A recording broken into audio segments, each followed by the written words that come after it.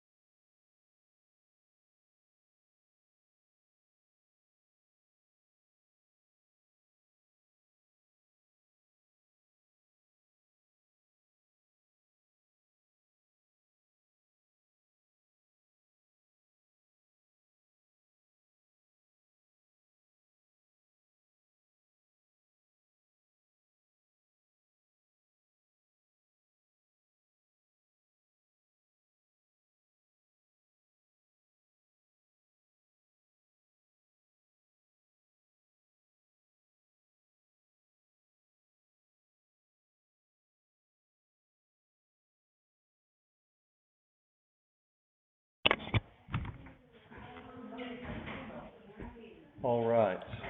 We're going to work on Christina's world today. I'm going to change my view here on my camera. But I'll talk more about that in a moment. I need to run down and check on one thing. and then we'll be, there we go. All right, we'll get started here in just a moment. We're going to work on Christina's World, the art criticism today, try to finish up the description, and then I want to talk about what I want you, make sure you have in that description before we go on to the next phases of that. So we'll get going here in just a moment.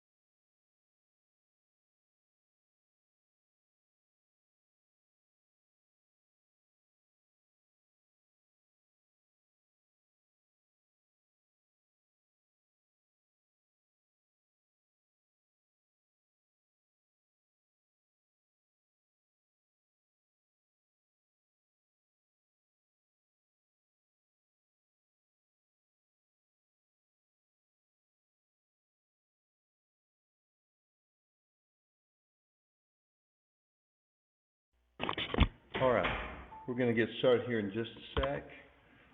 My plan was today to show you a PowerPoint of some of the phases of doing this. Get myself back on camera here and get that. That's what I wanted. And I've got to log in again here to show you the mosaic that we're working on right now. But I had a problem with the images transferring so I could do the PowerPoint. So I'll put that off until Tuesday. I should have that worked out, hopefully. So if you're here in town, have any of you driven by and seen it? You've seen it? Thank you. I saw it, and I saw the little blue. Oh, the road, yeah, goes back into the distance there. And I could put it, I have photos on my phone, I could put them up here on the screen, but that just doesn't show very well. So I promise I'll try to show you all those, and kind of explain the way that we put it together, from the design to the different parts of creating it and then putting it up onto the wall. It's still art, but there's a whole lot of work involved in doing it, and it's a very difficult thing. And someone asked me one time, why don't more people do these mosaics? And I said, frankly, I think it's too much work for a lot of people. They can do things more quickly with painting and other things. But the good thing about this is once that's there on the wall, it lasts as long as the building does, which is kind of a fun thing, that you can create something that outlives you. So that's an interesting thing. Now, I know we focus on this, and it may be seeming to you that we've done more than you wanted to do. You've spent more time. Mr. Hope is dragging this out. But I want this to count. I want this to be something that stays with you, and to see how you can look in more detail than you usually look. And this description phase talked about these aesthetic theories. I'll go back to that. Let me go back to this one thing right here, which is the description, and talk about that for just a moment. So, yeah, there we go. Now, I said make a list, and some of you that's, kind of natural for you. Some of you may want to add more detail and embellish on that and make full sentences and so on. So that's why I'm asking for this to be, not to be turned in until next Tuesday. And you can email it to me. And, I don't have all the, Chihuly graded yet. I'm working on that. Besides working on the mosaic and everything, I'm not forgetting my responsibility to you all. So hopefully I'll have those finished by the time this project is turned in, and we can get that done. But I want to emphasize this about the description, and I have, I've done this with all different ages, like I said before, but I wanted to read to you something. And I want to talk about maybe some details that you want to make sure that you include. Come on in. So, I had it here and I moved everything. Yeah. So, this is a young lady, and I asked her if I could share this, and she said, that's fine. I could give you her name, but you wouldn't know her. Come on in. So, in description, details, make sure you have details, make sure you have good descriptive phrases or words. But I want to read you part of what she said, and this may give you a clue as to what I'm looking for. Because I said before, just to make a point, you don't want to just say, looking at this painting, it's a field, it's some buildings, it's a girl lying in the field. That's not very much description, right? So here's what this young lady said. This painting, and she tells about the size of it, shows an arid landscape. The use of tempera paint allows the arid landscape of golden yellows, oranges, and tans to come alive. There is a distant line of changing color of landscape between the girl's figure lying in the dry grass. The young woman is lying on her right side with her right hand by her side and her left hand outstretched toward an abandoned-looking house in the distance. Her position looks rather uncomfortable as she's laying in a pink dress with her dark hair messily put back. Now these are all her words, and I'm not saying reading all this to tell you this is what I want you to say, right? You've got your own way of describing things. But do you see the amount of detail she's putting into this? And then to go on, she says, talks about the location of the horizon line at the top, talks about where the figure of the girl is, and then she comes back in the analysis, which I'm going to discuss in a moment, and talks about that. But then she says, the windows in this house are broken. The wood is worn gray color. The door in the old worn house is either open or non-existent. We can see into the house, but all we see is darkness. There's an old ladder leaned against the worn roof of the house. Near the house, there's an old plow and another building out of the pasture. The fence of the place is almost worn and dilapidated. There appears to be a dirt path leading to the house, but much of it is overgrown with weeds and grass. Very little is still visible in distance. So as it goes on and on. I won't read any more, but that's just one. I've got 2 or 3 here that I made copies of, that I had permission from the students to do that, because it gives you maybe an idea. I don't know, does that help? To give you maybe more descriptive phrases, more details, but put in your own words. That's what I want you to do. But to push you by taking this much time, to push you just to go a little further with this. Because when you do that, what are you doing? You're looking more carefully, right? You're slowing down. And the easy thing is to just look. I always think, I wouldn't really recommend this for different reasons, but some of you have seen the National Lampoon Vacation, where they go to California, they're going to Wally World, they stop at the Grand Canyon. I mean, one of the great wonders, natural wonders of the world, right? What do they do when they get to the Grand Canyon? They get to the edge, they go, okay, let's go. Well, that's what some people do when they come to a work of art. They go, all right, let's get out of here. Let's go to the next one or whatever it is. So that's what I'm wanting you to do, is to slow down and look at the details more carefully. Now, I'm going to give you time to finish up on anything there. I'll show the work here in a moment, and I'll go through those slides. But I want to talk about then the analysis, which is the next step. And when you get to that, and I want you to write analysis, and you're going to tell how the work is organized. But if you list all the main things in this work and tell where they're located, then that's going to give you some clues about how Andrew Wyeth made this composition. And I'll show you later, I'll show you next week probably, how Andrew Wyeth changed from the real scene. This is a real place, it still exists. But how he moved it around and changed it, and some decisions he made to make this the painting that we see when we look at Christina's World. So, when you look at this painting, let me go back here to scroll down and get this. What are the main lines that you see? Well, you see the horizon line, right? It's pretty high up in the picture, isn't it? So that Andrew Wyeth wanted to put us into the scene, didn't he? I mean, where are we as the viewer? We're right down there at the bottom in the scene, aren't we? In the field. So you need to think about that. And where does your eye first go in this? To the girl. And then where does your eye go? To the house. And think about why that is.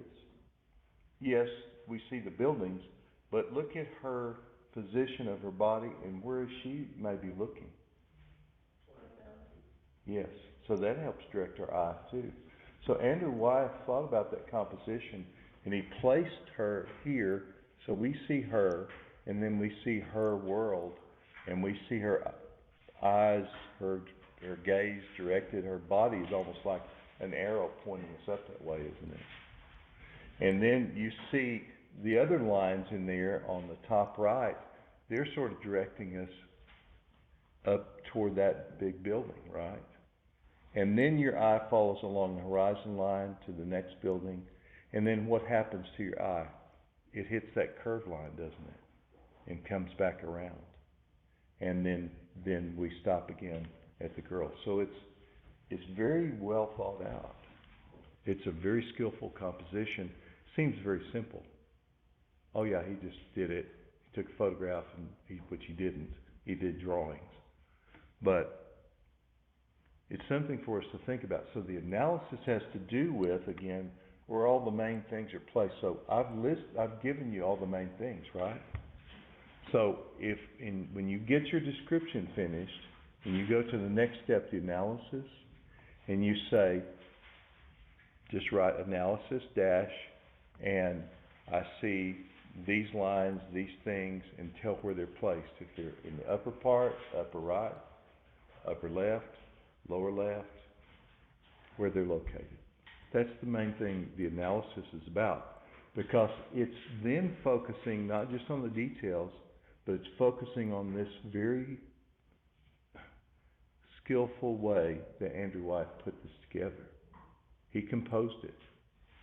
He thought about how everything would be placed to the best for the design to work the way he wanted us to see it, in the best place, in the best way, and to keep our interest, because it's easy for people to not see what you want them to see if you don't do it right. It's a very good mark of an excellent artist to be able to keep your interest within that frame and see the things that you want to see. So once you finish your description and you think about what I said about adding details, adding anything else that you need to, and I don't want you to finish and turn in a polished example of this today. You have until next Tuesday to do that, or you can send it to me between now and then. Do your description, add anything you need to add. Now I want to make sure at the top of this that you put the title of the work, which is what? Christina's World, the artist's name, the date that it was finished, And then the media that's used, the art material, is tempera on gesso panel. You can say egg tempera. And then the size of it. And will I take points off if you don't do that? Yes, I will. So that's important for us to think about. And again, to think about standing in front of this work and think about how big 3 by 4 feet is. You stand there and look at this painting, it's like, it's hard to ignore. And you really do feel like you're getting into the painting in a physical way and a mental way. So let's focus on step 1 and finishing up anything you need to do with description now. I'll go through some of the detailed slides and then work on your analysis and just write the location of all the main things in this. You may have put that into description, right? And this young lady I was reading, part of what she said was in her description, but then she went back and just focused on those few different things in her analysis. So there can be some overlap, because that's part of the description. Now, questions, anyone? Anywhere? Okay. I'll go through these and let you look at them. If you need me to show some others, or go back to one, let me know.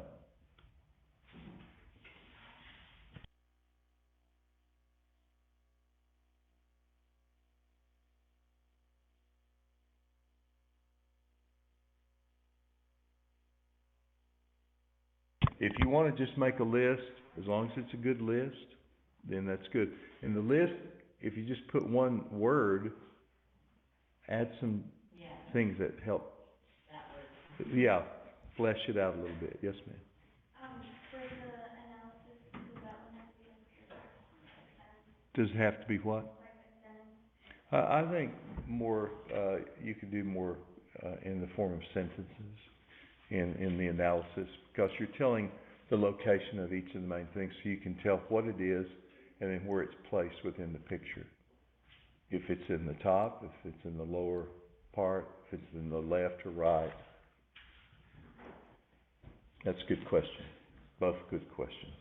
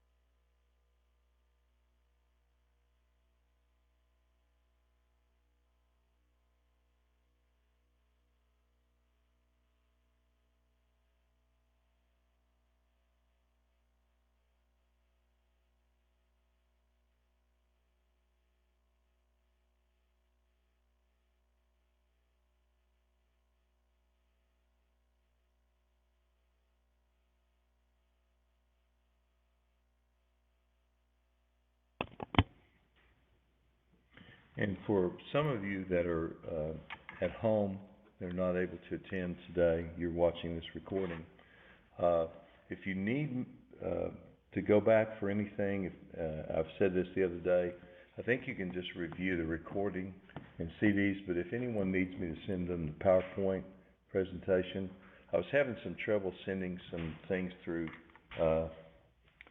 SBC email address, but I'll try to do that. But you should be able to go to the link and to the recording. Has anyone gone to the link and had any problem with it in any of the classes? I've had a couple of students contact me and we worked that out. I think it was just an issue that was fixed. But let me know, communicate with me, email me, or ask me now.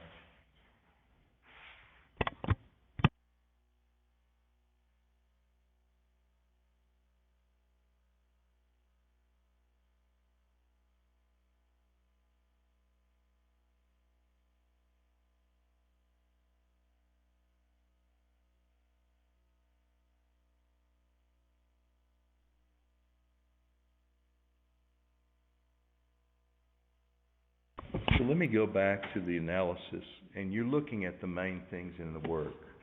So, let me go back to the work here, in the entire work. So what are the main lines that you see in the analysis? I would say the horizon line is one of the main things, but you can start with a girl if you want. And you can say the figure of the girl is in the lower left. That just tells us the location, right? It helps us see that, and that may be where your eyes go first. And then what other object or line would you describe after that? That curved line in the grass, okay? So how would you say the location of that? Where is that? It's above the middle, right? And it starts at the horizon line and it curves down leftward and then goes across. You can just put it in your own words, but I'm just saying, getting you to think. And then other lines that are in there. Of course, the objects of the buildings you would want to include. So how would you say where those are located? Maybe you want to add the horizon line. That's a big line that we just kind of ignore, but it's important, right? The artist made a choice to put that way up in the picture, in the composition. So tell where that horizon line is. I've had students say it's 1/7 down from the top or whatever. Don't get too mathematical with it, but just describe where you think it is. And then on that horizon line, those buildings, that's the line between the sky and the ground, right? That's the horizon. Where the buildings are located, and just tell kind of a location of them. Does that help answer your question? Okay. And it just needs to be that simple. It's not as detailed. You can add a few things. And again, you may have added that, you may be repeating yourself from your description. But this focuses just on the location of those things. Because it goes to the composition in the way Andrew Wyeth placed each of these main things in the picture for us to see it the way he wanted to see it. So it's a very important thing.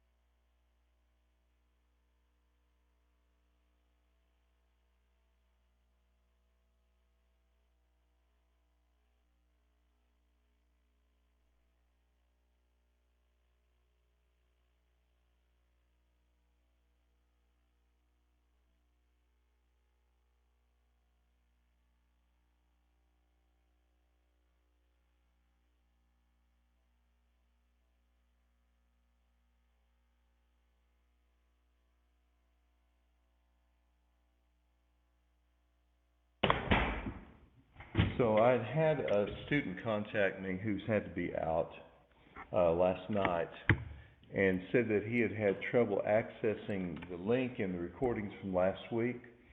So I went and tech support said that they should be there, but they may not have been added in correctly. So if you've had trouble accessing those two recordings from last week, and part of that time we were out of the classroom because we went on campus to see the mosaics.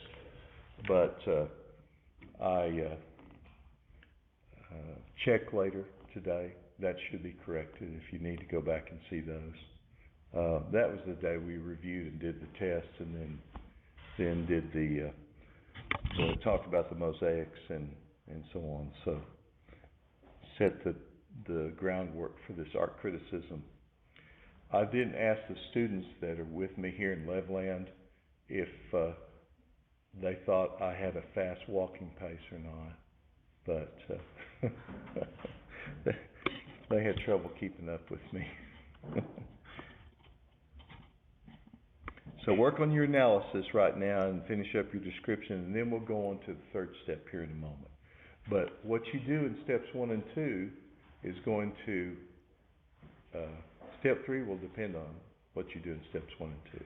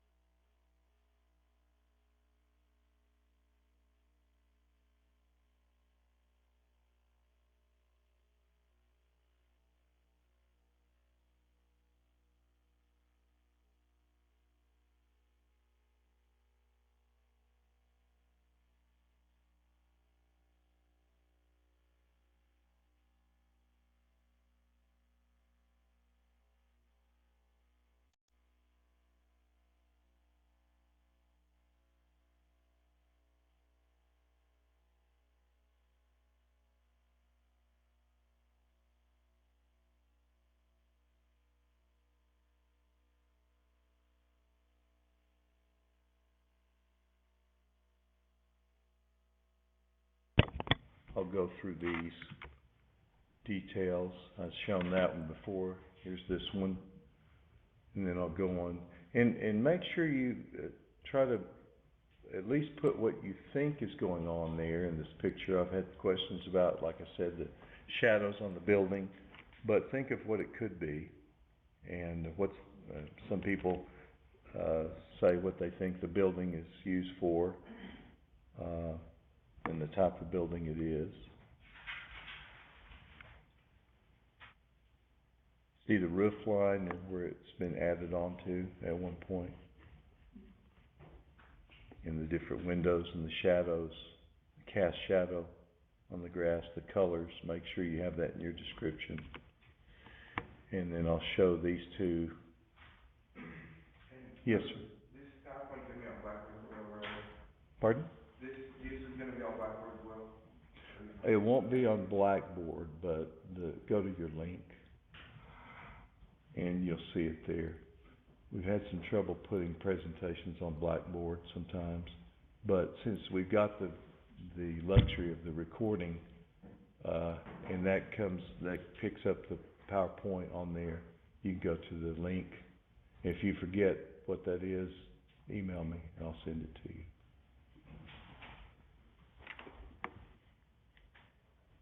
And so add, the differences that you see in there in the colors and the textures, in the lines and the objects and what they are, what you think they might be. Make sure you include that in your description.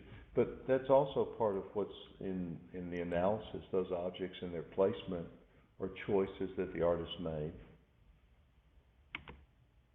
And then more of a detail there. It's a little fuzzy, and I'm sorry some of these aren't as clear as they should be.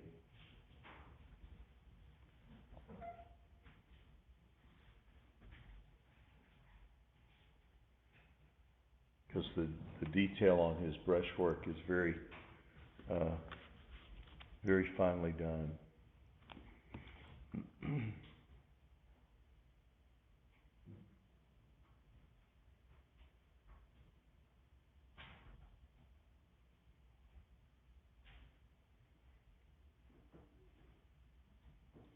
And that thing in the air, whatever you think that might be.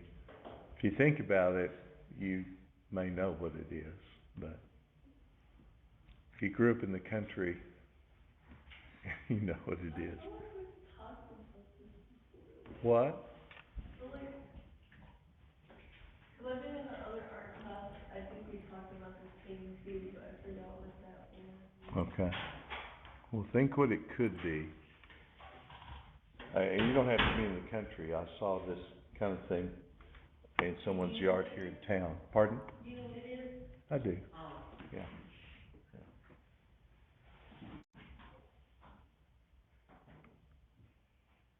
I'll tell you the whole story of the real Christina in this place later, next Tuesday. And I'll go to this one, and these lines here. That should be part of your description. It should be also part of your analysis, the location of those. And any line in a work of art, your eye naturally follows it, right? But a line that's in the landscape, your eye follows it for certain.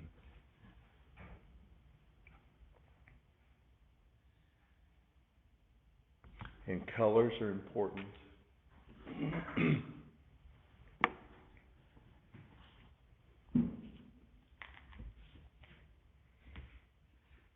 If you want me to go back through any of these, let me know.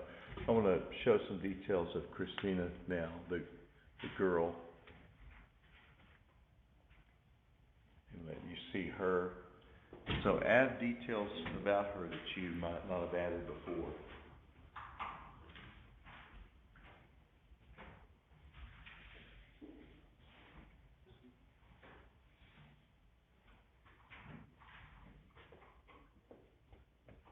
Think of the position of her body.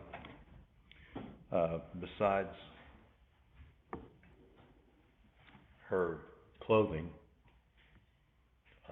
don't miss details like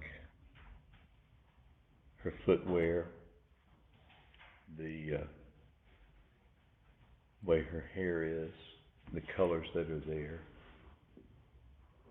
and of course the position of the arms.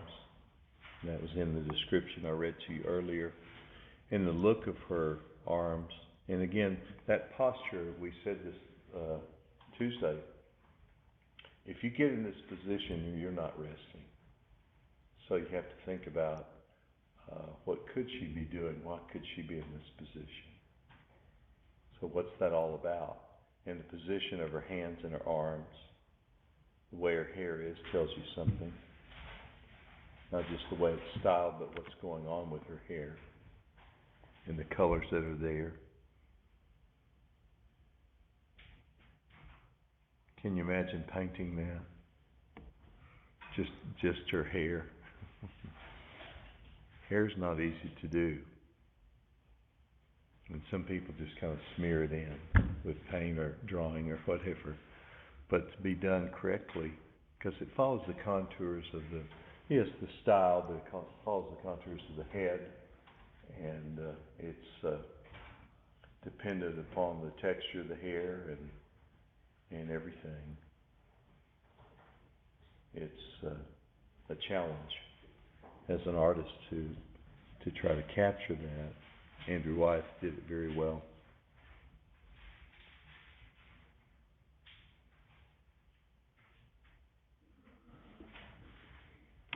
And then I'll go on to these close-ups here of her hands.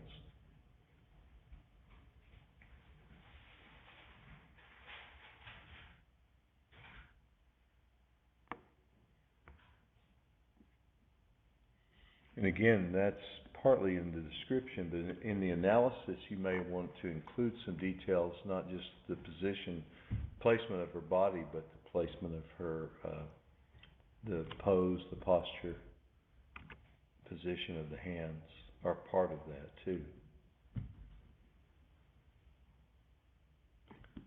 Yeah, you can see good, sharp detail of the painting of the arm and the hand, the dress and the field and the things that are growing in it there.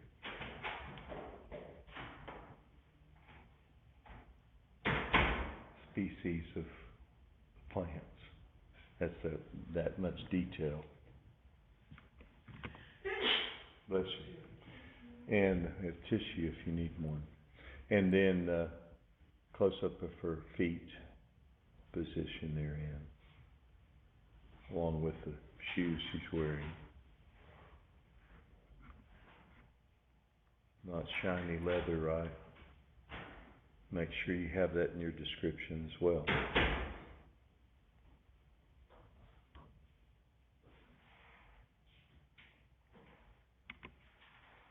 And then the full thing again.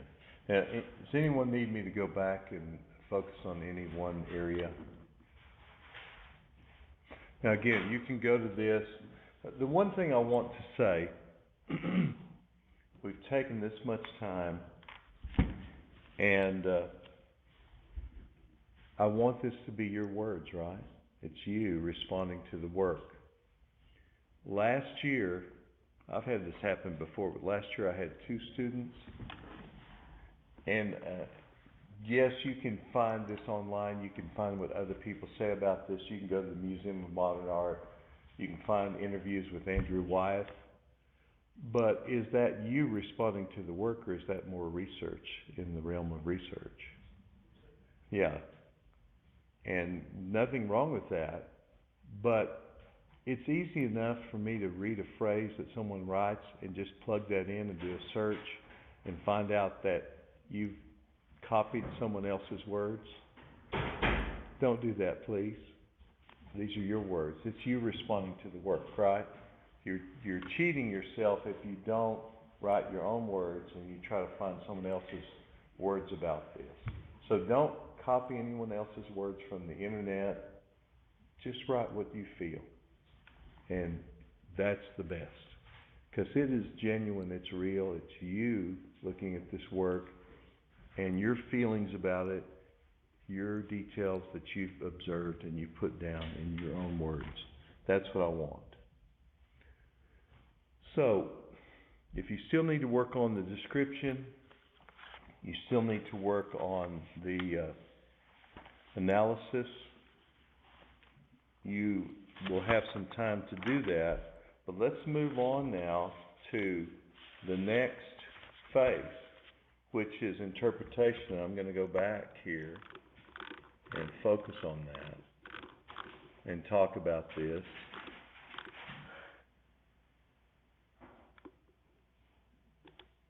Interpretation. The interpretation is mainly, what is the artist trying to say with this work? And you may say, even at this point, after you've written all you've written, you've seen all you've seen, you may say, I don't know. Well, you shouldn't say that though, right? Because you've learned a lot, haven't you? And so I say there, use the clues that you have from what you learned in the description, phase 1, step 1, and step 2, the analysis. Because you've looked carefully, pardon me, at the details Andrew Wyeth put into this. He made choices, didn't he? He spent a lot of time. I said he worked on this for nearly a year. Why in the world would someone work that hard on something? Well, it meant something to it. And I'll say more about this later, but Andrew Wyeth was a young artist trying to make an impression in the art world. He'd sold some things, but he was in his early 20s when he did this. About your age, maybe just a little older than you all are, when he did this painting. And he wasn't very well known in the art world. This painting has become one of the great American paintings. He never thought that it would be that. But he took time and put so much into it, so you've accessed that by taking time and slowing down and looking carefully. You've written it down, so that internalizes it a little more. Then you've seen how he placed these things in the work by your analysis. You looked at this step 2, and you've seen the placement of the girl, the buildings, the lines in here are put together skillfully for a reason, to keep our interest and to make us see what he wanted us to see. So after doing all that, you should be able to have some idea to make an educated guess and say, here's what I think. I might be wrong. Now, don't do this. I had a student, when I did this with high school students one time, and this person was always they were always joking around and not very serious, and they were trying to get my goat that day. They said, oh, the aliens they had kidnapped her, They had abducted her and they just set her down in this field and the spaceship just took off. And then this kind of wild, fantasy, science fiction version of what happened. I said, I appreciate your imagination. I'll give you 2 points for that.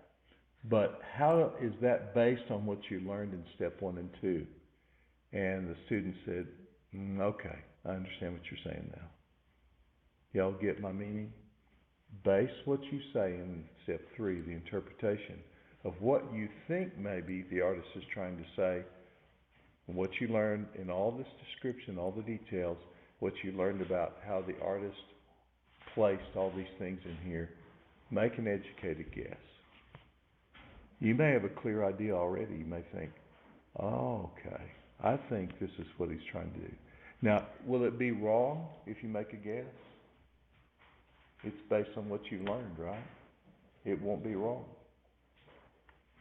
If you don't just pull something out of thin air, like that student did. You base it on what you learned. So just say, in your own words, what you think Andrew Wyeth was doing with this work. What you think his message is, what he was trying to say with this. So write interpretation, put a dash there, and in a sentence or 2 or more, tell me what you think Andrew Wyeth was trying to say with this work. That's the 3rd step, interpretation. But again, base it on what you learned in steps 1 and 2, the description and the analysis.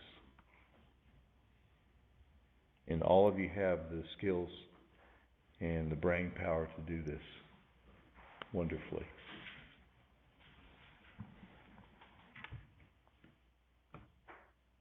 It is empowering to feel like you can look at something and make some decisions about it. Now I'll give you a little time to do that, and then we'll go on to the next step.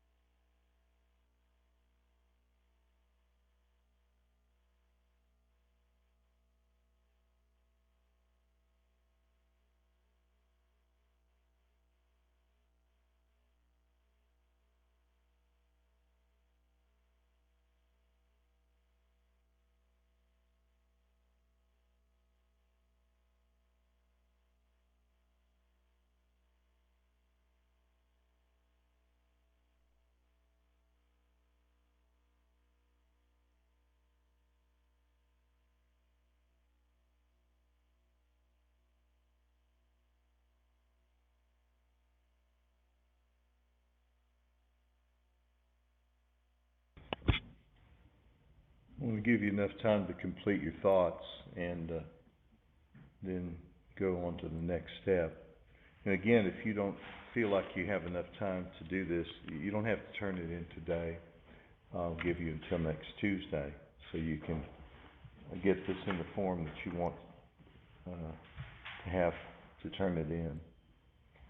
But this is something that we're not used to doing a lot of times, to slowing down and looking at things. I mean, it's a fast-paced world, right? Things just get this done, get that done, and quickly. And we're working on timed exams and deadlines and so on. So it's kind of a good thing. I think it's kind of refreshing, and maybe it's good for our mental health to take time and look at something like this that is pleasing, or it's mysterious. It helps us think, and it kind of helps us get away from our problems or issues. And I think that's one of the good things about what art does. It helps us to think about someone else who might have a world that we wonder about what could be going on there. And so that's all part of what this interpretation is about as you do that. Now I want to go on and talk about the judgment, but I'll give you a couple more minutes before we do that.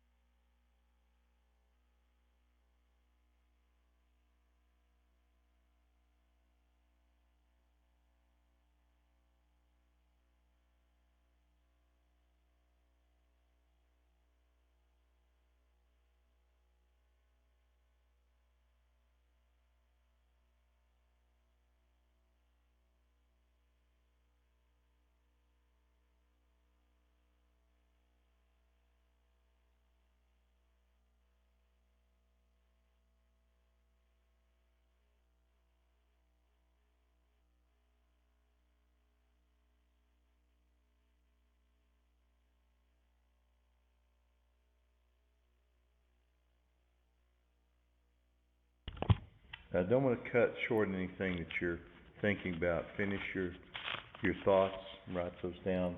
But I want to go ahead and talk about this fourth step now, so we have time while we're together here. I'm going to go back to this and this idea of the judgment. And by the way, that is the correct spelling. Sometimes I'll watch PBS where they have these shows from Great Britain, or I'll watch the Dabble channel, which is design, home design, and different things. And you'll see that they put an E after the G in judgment, but we're here in the US, good old US of A, we leave that E off when you put MENT on the word judge. So judgment should be spelled correctly, like it is here. But judgment is reserved till the last, just like in a courtroom. You get all the evidence, you learn as much as you can, and then you make the final judgment. And that's the way it should be. Really should look at a lot of things that way, right? It's good to, it might be, we're looking at getting a new air conditioning unit for our bed and breakfast. And so did a lot of research online and went and talked to one of the technicians yesterday while we were in Lubbock. And so getting as much information before we make that final decision and make the purchase. And I was thinking about that. Here's what we're doing. We're getting all the information. We're learning as much as we can. But this is something in the aesthetic realm. It's something appreciating a work of art. And so the first thing you want to ask, did the artist succeed? Did Andrew Wyeth get his message across to us? And some of you that are still saying, I'm not sure what the message is, may say, I'm not sure. But you should be able to come up with a basic idea of what the message is that he was trying to get across to us, why he chose this subject, why he portrayed it the same way, why he put all this detail into it, why he composed it this way. So you can say yes or no, it's successful. But once you do that, you say, yes, he succeeded. Qualify that. Say, here's why I think he succeeded. If you say, no, he did not succeed, tell me what your thoughts are. Qualify it. Say, he did succeed because of this. He did not succeed because of this. So don't just leave it hanging there. I'll give you a moment to think about that and write some thoughts down. And then I want to talk about one other thing concerning the judgment before we go on. We've got a little time here.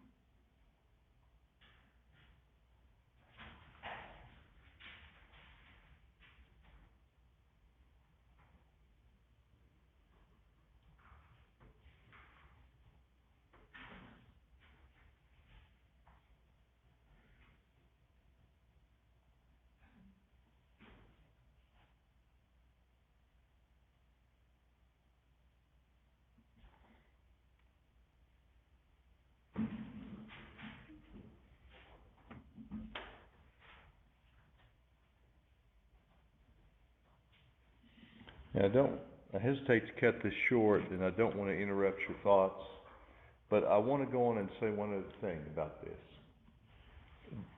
The other part of making this judgment is how you feel about it. Do you think, yes, did the artist succeed or not, but whether you like the work or not is sort of a different question, isn't it? Because you might say the artist succeeded, yes, but I don't like the work. Well, if you say you like it or don't like it, tell me I like it or I don't like it. But then qualify that too. Say, here's why I like it, or here's why I don't like it. I've had students say too that they looked at this work first and they said, it kind of makes me feel bad or whatever. They have a negative feeling about it. But then I've had students say, after I looked at this a little while and learned more about it, I looked at it in detail, it sort of grew on me. I kind of like it more than I thought I would. And that happens sometimes too. But that's the other part of the judgment I want you to consider, whether you like it or you don't like it, and then say why. Now, one last thing we need to do is this next step, which is the aesthetic theory. Remember, aesthetics is this study of nature, beauty of art, and we have these 4 theories. So I want you to tell me finally, and you've got that on your sheet there too, all these things. Tell me which one of these theories best fits Christina's world. Is it imitationalism? Now remember, imitationalism, the most important thing is the realistic presentation. Does that best fit this work? Some of you will say yes, but tell me why then. So include your aesthetic theory in there. Now let's go on and look at the other 3. Formalism has to do with composition. Well, we've talked about this composition. It's a good one, I think. So some of you could say the most important thing about Christina's World by Andrew Wyeth is the composition. So make a case for that if that's what you choose. Some of you think it's very emotional work and very expressive. So if that's the theory that you choose, you say emotionalism is the main theory that fits Christina's World. Tell me why you chose that. Now here's the other one that just is thrown in there. Could this work be a combination of the realism and then the artist's imagination or fantasy? Some of you may say, I don't see that, but some of you might see that. And I'll tell you later which theory Andrew Wyeth said that he really focuses on. But when you look at all those 4 theories, be sure you include that as well. And here's again, imitationism, which shows the realistic, almost photographic part of this. This one is an example of just the composition superseding everything else, being the strong point. Of course, the emotion here, right? It doesn't have to be that strong. And then the realism plus the artist's imagination in surrealism, beyond reality. So as you finish this up, and again, you don't need to turn it in today, you can turn it in next Tuesday. Go through all those 4 steps, and I appreciate you taking time and doing a good job with this, because I think it will stick with you. Some of it will. And then make sure that you go through in the judgment whether the artist succeeded, and tell me why or why not, and whether you like it or not, and why or why not. And then tell me which one of those 4 aesthetic theories best fits this, and explain that. So to complete this, and again, I've had students send me this in an email with a picture on there as a Word document or a Pages document. If you want to do it that way, if you want to print it out from your computer, if you want to turn it in handwritten, that's fine. You'll probably need more room than the space on the paper I gave you, right? But do as thorough a job as you can, make it neat, make a good presentation. Be sure you include all this information that's here, the title of the work, the artist's name, the date, the media, and the size. And then you can turn this in to me anytime between now and next Tuesday, or Tuesday when you come to the class in Lubbock or Plainview. You can turn it in there, and I'll get it. Any questions before we adjourn today? All right. If you're here in Levelland, have a chance to come by. I'll be working this afternoon, hopefully, and tomorrow and Saturday. Come by the Mosaic there and check it out. Just drive by and see it. Y'all have a safe weekend. Take care of yourselves. I wish you well.